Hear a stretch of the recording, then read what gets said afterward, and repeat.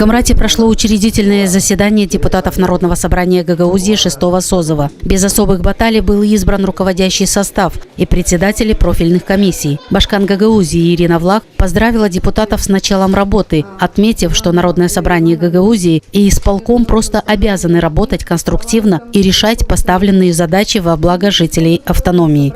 Перед каждым из вас стоят задачи, и вы должны выполнять их, но в то же время считаю нужным отметить, что у нас есть общая, единая задача, задача и исполнительного комитета, и Народного собрания в целом, работать в конструктивном режиме, работать так, чтобы жители нашей автономии чувствовали результаты нашей работы, так, чтобы жители нашей автономии понимали, что тот голос, который был отдан ими в нашу поддержку, обязательно будет результативным. Центральная избирательная комиссия Гагаузии поздравляет вновь избранных депутатов Народного собрания Гагаузии 6-го созыва и желает депутатскому корпусу плодотворной работы во благо народа Гагаузии.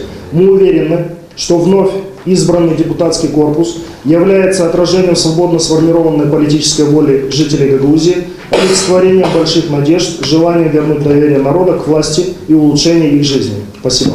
На должность председателя Народного собрания Гагаузии был выдвинут единственный кандидат и поддержан большинством депутатов. Им стал Александр Тарнавский. Из 33 присутствовавших депутатов при тайном голосовании 28 человек проголосовали за его кандидатуру. Новоизбранный председатель Народного собрания Гагаузии поблагодарил своих коллег на 3 языках. Я сказал несколько слов на 3 официальных языках Гагаузии.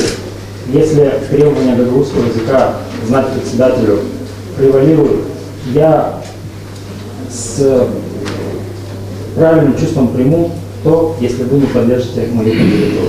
Если те вещи, которые, возможно, я сделаю в Высшем народном собрании, покажутся вам полезными и позитивными, а я постараюсь заниматься в основном привлечением инвестиций, решением экономических вопросов и постараюсь превратить Народное собрание из политического органа все-таки более орган, который будет способствовать развитию экономики и автономии. Депутаты 6-го созыва в регламент Народного собрания Гагаузии ввели новшество. Вместо 2 заместителей председателя они избрали 3. Избрание заместителей также прошло гладко и без альтернатив. Большинством голосов заместителями председателя Народного собрания Гагаузии стали Наталья Шошева, Александр Суходольский и Владимир Кыса. Также без особых дискуссий на учредительном собрании были избраны председатели 9 профильных комиссий Народного собрания Гагаузии.